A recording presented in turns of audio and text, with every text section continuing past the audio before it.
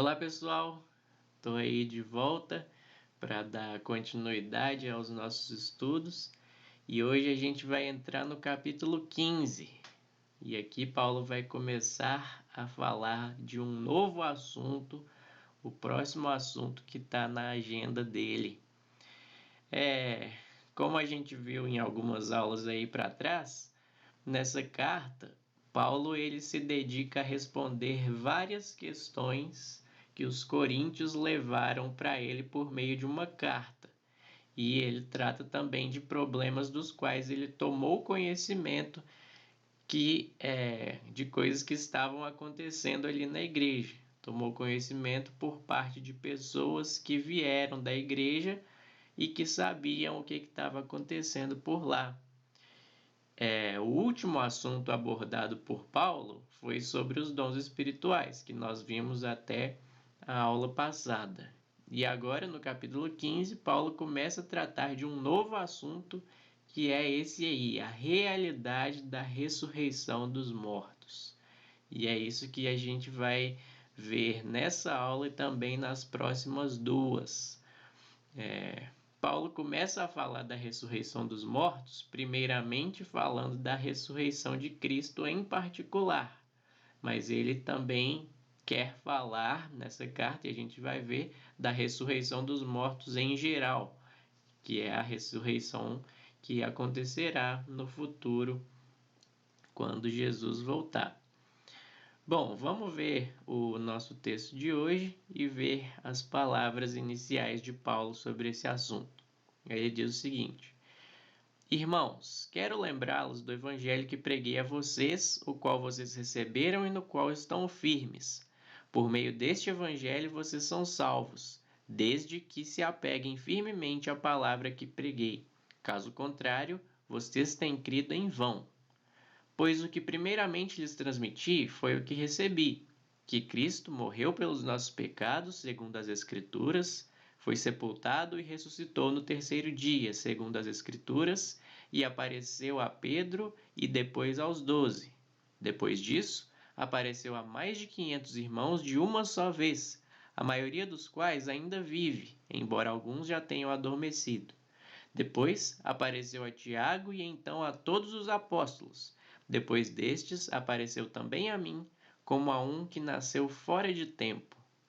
Pois sou o menor dos apóstolos, nem sequer mereço ser chamado apóstolo, porque persegui a igreja de Deus, mas pela graça de Deus sou o que sou. E sua graça para comigo não foi inútil. Antes, trabalhei mais do que todos eles. Contudo, não eu, mas a graça de Deus comigo. Portanto, quer tenha sido eu, quer tenha sido eles, é isso que pregamos e é nisso que vocês creram. Vamos começar falando sobre o que levou Paulo a escrever sobre a ressurreição de Cristo. Por que ele está tratando desse assunto? O que suscita Paulo a escrever sobre a realidade da ressurreição é que chegou ao conhecimento dele que certas pessoas dentro da igreja estavam negando isso, negando que a ressurreição fosse uma realidade, não apenas a ressurreição de Cristo em particular, mas da ressurreição dos mortos em geral. Nós sabemos disso porque no versículo seguinte ao trecho que a gente leu agora, Paulo fala da sua indignação quanto a este fato. Ele diz o seguinte: Ora, se está sendo pregado que Cristo ressuscitou dentre os mortos, como alguns de vocês estão dizendo que não existe ressurreição dos mortos? Por isso, Paulo vê a necessidade de lembrar os coríntios do evangelho original que foi anunciado a eles. E aí ele começa escrevendo: Irmãos, quero lembrá-los do evangelho que preguei a vocês, o qual vocês receberam e no qual estão firmes. Isto é, até agora, a igreja de Corinto estava sim firmada no evangelho que Paulo anunciou a eles. É verdade que a igreja de Corinto tinha 1000 problemas que precisavam ser corrigidos, e a gente tem falado de vários desses problemas no decorrer das nossas aulas, mas ainda assim não era uma igreja que havia abandonado a doutrina do apóstolo. Era uma igreja verdadeiramente evangélica. Eles eram verdadeiros crentes em Jesus, cheios de problemas, mas ainda assim crentes em Jesus, na sua morte e na sua ressurreição.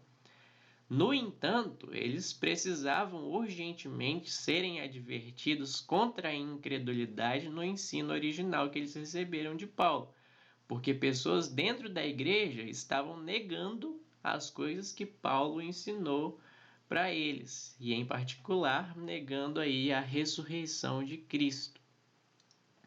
Então, Paulo passa a lembrá-los do evangelho que ele havia pregado a eles. E a primeira coisa que ele os lembra a respeito do evangelho não é o conteúdo em si, mas o fato de que a salvação deles depende totalmente da fé nessa mensagem. É o que ele diz no versículo 2, quando ele fala: por meio deste evangelho vocês são salvos, desde que se apeguem firmemente à palavra que preguei. Caso contrário, vocês têm crido em vão.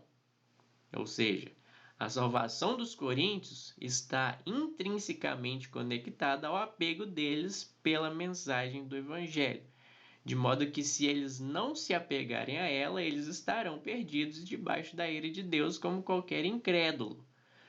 Então, quando Paulo inicia essa sua fala com palavras tão fortes, ele está chamando a atenção dos coríntios para a gravidade que é negar a ressurreição de Cristo. Do evangelho depende a salvação dos coríntios. Então, eles deviam estar com os ouvidos bastante abertos para o que Paulo está dizendo aqui e para a lembrança que ele vai fazer do evangelho. Alguns dentro da igreja não estavam totalmente apegados à mensagem de Paulo. E, justamente, eles estavam negando a ressurreição dos mortos. E talvez esses falsos irmãos aceitavam certos pontos do evangelho, como talvez a necessidade de viver uma vida santa, ou o amor ao próximo, que são ensinos que as pessoas não têm dificuldade em aceitar, né? Mas eles negavam aquilo que está no centro da boa notícia, que é o quê? A ressurreição de Cristo. Evangelho significa boa notícia, e no centro dessa boa notícia está a ressurreição de Cristo. Então, Paulo está dizendo: quem crê no Evangelho apenas parcialmente, crê em vão. É uma fé inútil. Não vai salvar ele no dia do juízo, não vai produzir a santificação na vida daquela pessoa, não vai apaziguar a sua consciência diante de Deus, enfim. Não vai resultar em nada daquilo que o evangelho verdadeiro resulta. Então, vamos lá. Qual é a mensagem do evangelho que salva? Paulo traz à memória dos coríntios que mensagem é essa. E aí ele diz o seguinte: pois o que primeiramente lhes transmiti foi o que recebi, que Cristo morreu pelos nossos pecados, segundo as Escrituras, foi sepultado e ressuscitou no terceiro dia, segundo as Escrituras, e apareceu a Pedro e depois aos 12. Depois disso, apareceu a mais de 500 irmãos de uma só vez, a maioria dos quais ainda vive, embora alguns já tenham adormecido. Depois, apareceu a Tiago e então a todos os apóstolos. Depois destes, apareceu também a mim, como a um que nasceu fora de tempo. Antes de tudo, Paulo lembra os coríntios que a mensagem que ele pregou a eles, quando ele esteve lá na cidade por 1 ano e meio pregando o evangelho, essa mensagem não foi algo inventada por ele. Não foi uma interpretação que ele deu para a obra de Cristo. Não, foi algo que ele recebeu e que agora, como apóstolo de Cristo, ele estava repassando. De quem Paulo recebeu o evangelho que ele estava repassando? Do próprio Cristo. É o que ele diz aos Gálatas. Ele escreve: irmãos, quero que saibam que o evangelho por mim anunciado não é de origem humana. Não o recebi de pessoa alguma, nem me foi ele ensinado. Ao contrário, eu o recebi de Jesus Cristo por revelação. Como verdadeiro apóstolo que ele era, Paulo anunciava aquilo que o próprio Cristo tinha ordenado que os apóstolos anunciassem. Todos os apóstolos tinham sido ensinados pelo próprio Cristo aquilo que eles deveriam anunciar. E Paulo não era uma exceção. Ele repassava aquilo que ele recebeu, não de alguém, alguma pessoa, algum outro apóstolo, mas do próprio Cristo, por revelação. Então, Paulo transmitiu aos Coríntios, o que ele transmitiu aos Coríntios foi justamente essa mensagem que ele recebeu de Cristo.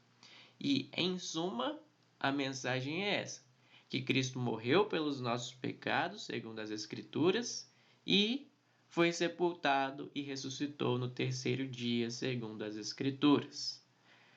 Então, Paulo resume o Evangelho em 2 pontos principais, que você pode ver aí no seu slide. O primeiro ponto da boa notícia é que a morte de Cristo pelos nossos pecados. O homem pecador merece a morte.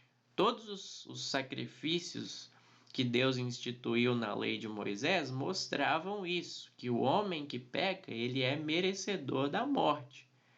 Mas Deus estabeleceu também que um animal puro poderia morrer no lugar daquele homem.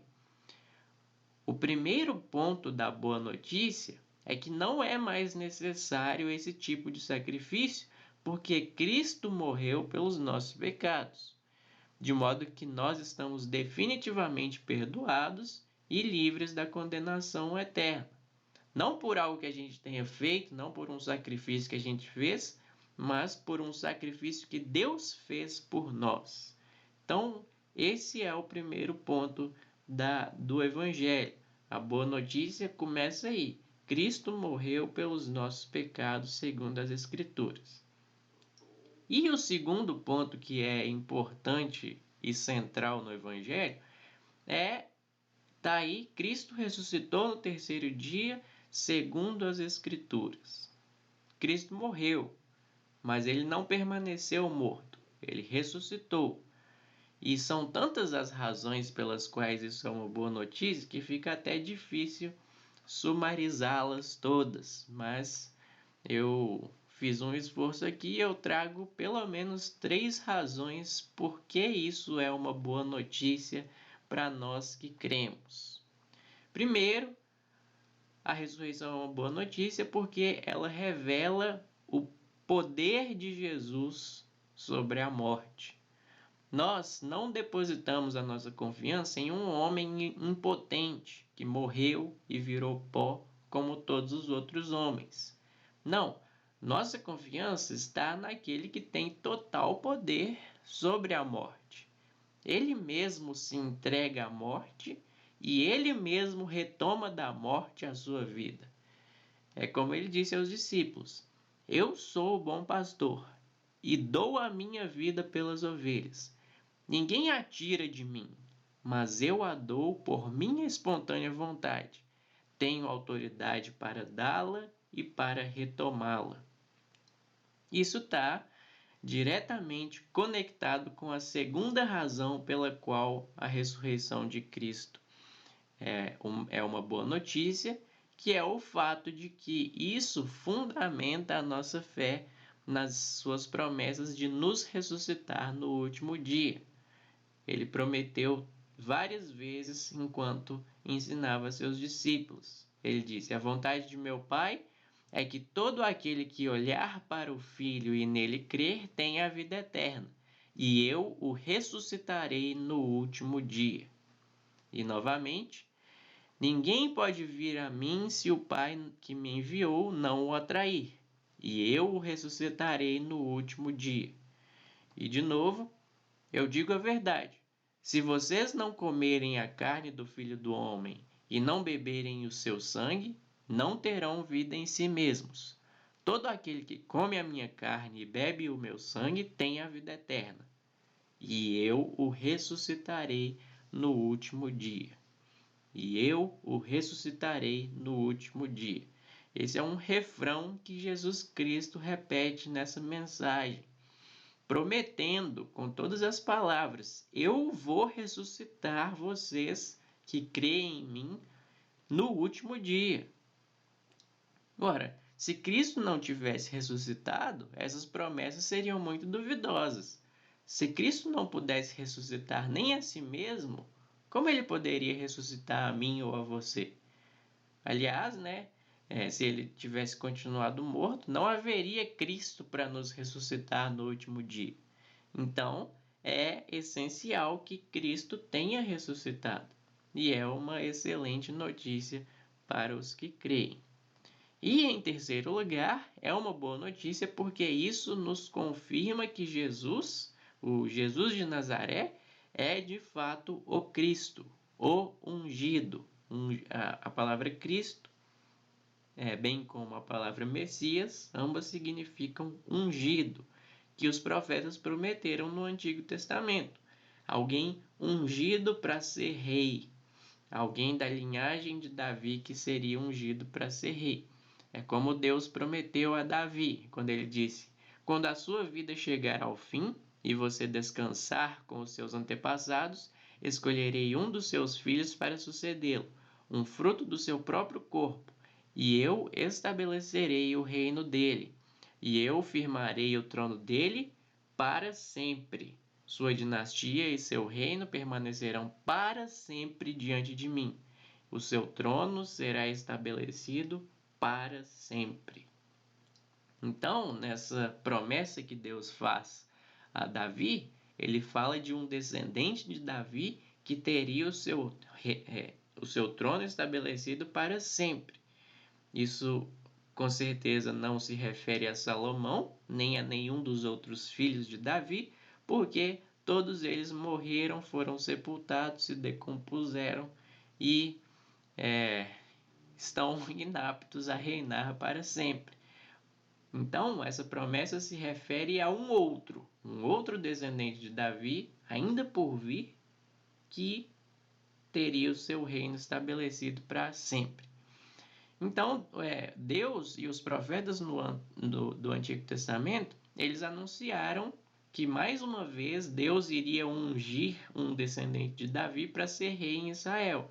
E que esse seu reinado seria um reinado eterno, um reinado sem fim. E isso requer que esse ungido tenha poder sobre a morte. Do contrário, como que ele ia poder estabelecer um reinado sem fim se o seu reinado findasse com a sua morte, como aconteceu com todos os reis de Israel? Então, é uma característica essencial do ungido, do Cristo, do Messias, é uma característica essencial que ele tem o poder sobre a morte. Então, a ressurreição de Cristo evidencia que ele é o Cristo. A ressurreição de Jesus, evidencia que ele é o Cristo prometido nas Escrituras. E sendo assim, Deus está cumprindo suas promessas. E o reino de Deus, aquele reino glorioso e eterno prometido por Deus através dos profetas, esse reino está mais perto do que nunca. A gente pode pensar que Isaías 53, que anuncia os sofrimentos de Cristo, ele é seguido de uma passagem que fala de um anúncio, é um anúncio do reinado glorioso desse servo sofredor, do qual ele fala em Isaías 53. Então, se a promessa de Deus feita através de Isaías, dessa primeira profecia a respeito do sofrimento de Cristo, a próxima promessa a que se segue está ainda mais perto de se cumprir. E a ressurreição nos fala disso, comprova que Cristo é o Messias e nos dá a esperança de que está cada vez mais perto de que ele, o cumprimento da profecia de que ele vai reinar eternamente aqui na terra, no novo céu e na nova terra.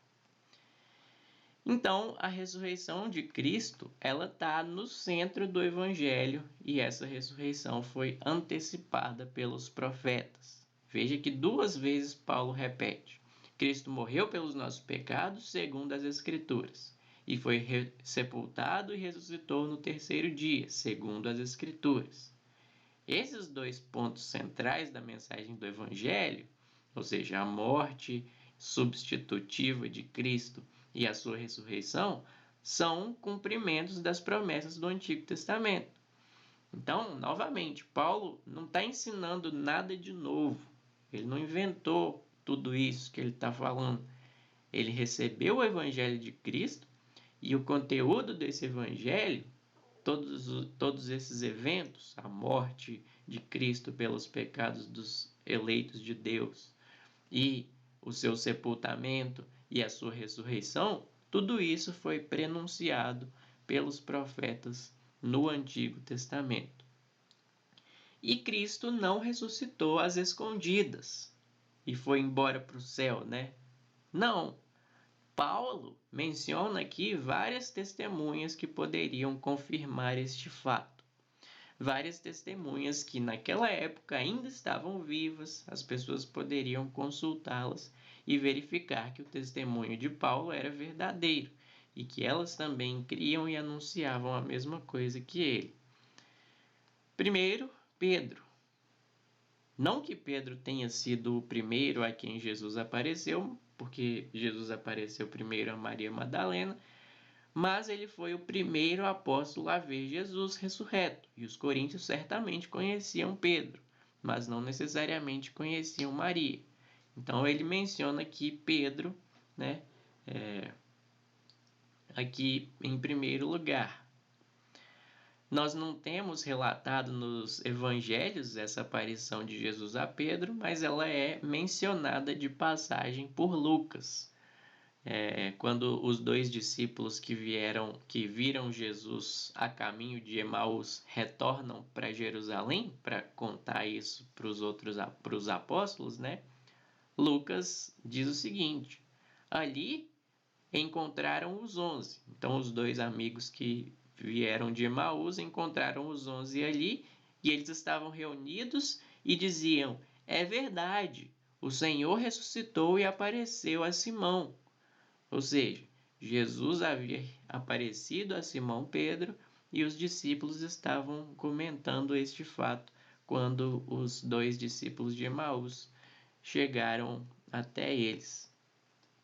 Depois, Paulo diz: Jesus apareceu aos 12, quando eles estavam reunidos, e essa aparição está relatada nos evangelhos. João narra: ao cair da tarde daquele primeiro dia da semana, que foi o dia da ressurreição de Cristo, estando os discípulos reunidos a portas trancadas por medo dos judeus, Jesus entrou, pôs-se no meio deles e disse: paz seja com vocês. Tendo dito isso, mostrou-lhes as mãos e o lado.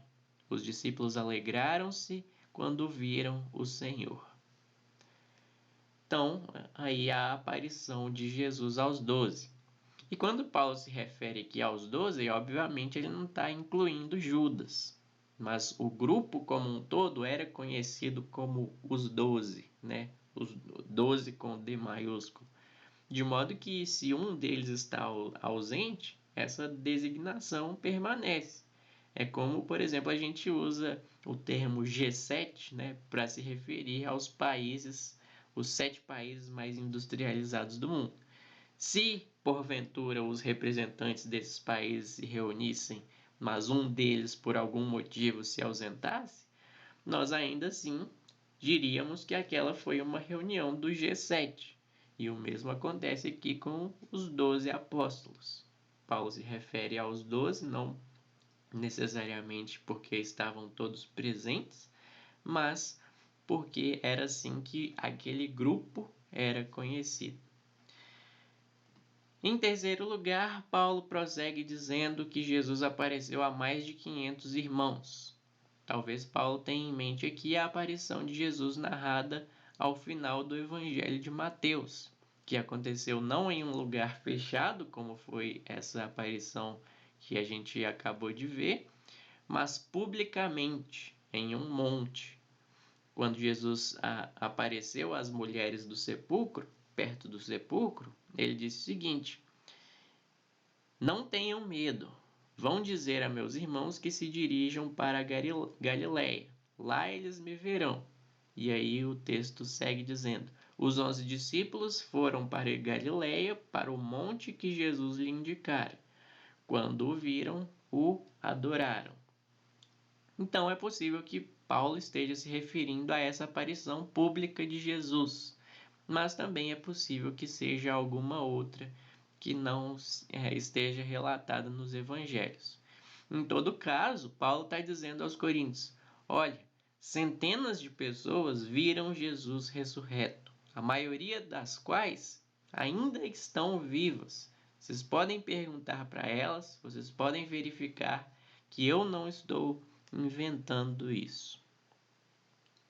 Em quarto lugar, Paulo diz: Jesus apareceu a Tiago. Qual Tiago é mais difícil dizer, se foi o Tiago apóstolo ou se foi o Tiago irmão de Jesus. Pela importância que Tiago, irmão de Jesus, teve nos primórdios da igreja, eu tendo a achar que Paulo se refira a ele, mas nós não temos essa aparição relatada nos evangelhos. Em seguida, Paulo menciona outra aparição de Jesus a todos os apóstolos.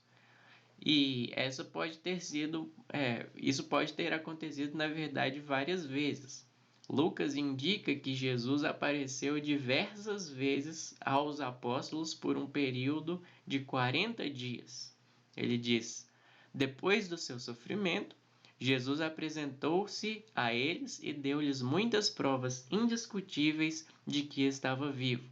Apareceu-lhes por um período de 40 dias, falando-lhes a respeito acerca do reino de Deus. Então, foram 40 dias em que Jesus esteve, apareceu aos apóstolos por um período de 40 dias, e isso, com certeza, foram várias vezes, então, que Jesus apareceu a eles. Por último, Paulo menciona a aparição de Jesus a ele mesmo, que ocorreu quando ele estava a caminho de Damasco, cuja história você conhece, narrada em Atos 9. Paulo estava indo a Damasco com o propósito de perseguir a igreja e, chegando lá, perto, a caminho de Damasco, ele tem essa visão. Jesus Cristo aparece a ele e ele cai no chão, e você conhece a história. Bom, logo depois de mencionar a si mesmo como testemunha ocular da ressurreição, Paulo compara a si mesmo com um bebê que nasce fora do tempo. Ele diz: depois destes apareceu também a mim, como a um que nasceu fora de tempo. Paulo tem uma característica peculiar que o diferencia dos demais apóstolos. Todos os 12 foram chamados antes da morte e da ressurreição de Cristo. Mas Paulo, como um filho que nasce fora do tempo normal, mais tarde do que o esperado, os 9 meses normais, ele foi chamado por último, depois de todos os apóstolos, e viu Jesus ressurreto depois de todos eles. Por essa razão, por causa desse nascimento anormal, Paulo se considera inferior a todos os apóstolos que nasceram de modo normal. Além de seu chamado posterior para o apostolado posterior, ele não teve, por causa disso, o privilégio de conviver e andar com Jesus como os outros apóstolos tiveram. E Paulo se considera inferior a eles por causa disso. Além disso, tem um motivo adicional, que ele se considera inferior porque ele pecou gravemente contra a igreja de Deus, antes dele ser apóstolo. Ele diz: pois sou o menor dos apóstolos, e nem sequer mereço ser chamado apóstolo, porque persegui a igreja de Deus. Como Lucas relata no livro de Atos, antes da sua conversão, Saulo, que é o nome de Paulo, né? Ele é chamado inicialmente, na parte inicial do livro de Atos, por Saulo, posteriormente por Paulo. Saulo, por sua vez, devastava a igreja, indo de casa em casa, arrastava homens e mulheres e os lançava na prisão. E mais adiante, Lucas diz: Saulo respirava ameaças de morte contra os discípulos do Senhor. Esse era o ar que Paulo respirava. Ele vivia para ameaçar discípulos com a condenação à morte, como foi condenado também o Senhor Jesus pelos judeus.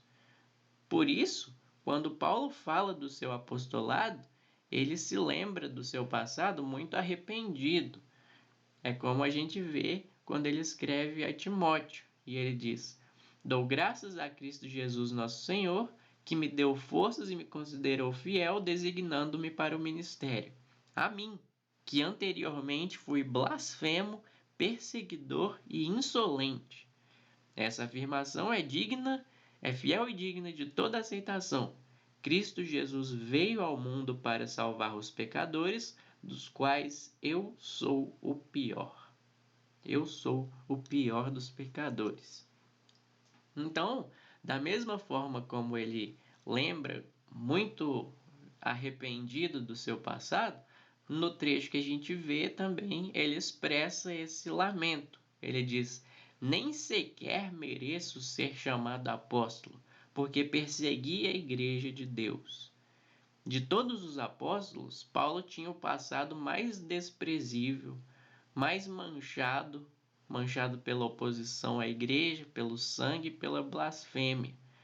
Mas, ao mesmo tempo, a grandeza da misericórdia e da graça de Deus se mostra de modo mais evidente no apóstolo Paulo. E ele faz também questão de lembrar os coríntios disso. E ele diz no versículo 10: Mas pela graça de Deus sou o que sou. E a sua graça para comigo não foi inútil. Antes, trabalhei mais do que todos eles. Contudo, não eu, mas a graça de Deus comigo.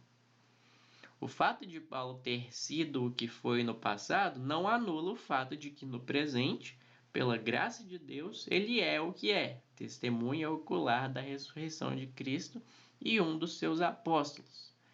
Mais do que isso, a graça de Deus foi tão grande com Paulo que ele passou do status de maior perseguidor da igreja para o de maior plantador de igreja, mais do que qualquer outro apóstolo. Então, é legítimo que Paulo tenha listado a si mesmo nessa lista aí que ele fez de testemunhas oculares da ressurreição de Cristo. O seu testemunho é válido e o seu ensino tem, sim, autoridade e força como tem a dos demais apóstolos. Nesse sentido, Paulo em nada é inferior a eles. E por fim, todos os apóstolos ensinam a mesma coisa sobre a morte substitutiva de Cristo e sobre a sua ressurreição. Paulo diz: portanto, quer tenha sido eu, quer tenham sido eles, é isso que pregamos, e é nisso que vocês creram. Talvez alguns dos coríntios tivessem ouvido o evangelho primeiro da boca de outros apóstolos, como Pedro, que é mencionado no início da carta, quando Paulo está tratando das questões das divisões internas dentro da igreja. E aí alguns estavam dizendo que eram de Pedro, outros estavam dizendo que eram de Paulo, enfim. Mas isso não importa se eles ouviram primeiro o evangelho de Pedro ou se eles ouviram o evangelho primeiro de Paulo, quer tenham sido primeiro Pedro, quer tenha sido primeiro Paulo, ambos ensinavam as mesmas coisas. E esse é o resumo do evangelho, que Cristo morreu pelos nossos pecados, segundo as Escrituras, e foi sepultado e ressuscitou no terceiro dia, segundo as Escrituras. Esses são os dois pontos centrais da boa notícia, e esses 2 pontos eram afirmados por todos os apóstolos: a morte substitutiva de Cristo e a sua ressurreição dos mortos. E aí, depois de lembrar os coríntios disso, Paulo vai repreender aqueles falsos irmãos que estavam negando isso, negando a realidade da ressurreição. Mas essa repreensão de Paulo a gente vai ver na próxima aula. Eu quero terminar essa aqui destacando 2 pontos do que Paulo ensina nesse pequeno trecho que a gente leu. Primeiro ponto: nossa salvação depende da fé na mensagem do Evangelho. Nós, que somos herdeiros da Reforma Protestante, estamos carecas de saber que a salvação é pela fé. Mas note bem, não é fé em qualquer coisa. Tem gente que acha que a fé que salva é a fé sincera, é aquela fé apaixonada, presente, nos devotos de todas as religiões. Não. Paulo diz com todas as letras: por meio deste evangelho vocês são salvos, desde que se apeguem firmemente à palavra que preguei. Ou seja, sem apego ao evangelho, uma fé sincera num evangelho, numa outra mensagem, é inútil. Ela não serve para a salvação e não produz os efeitos que a fé verdadeira, no verdadeiro evangelho, produz.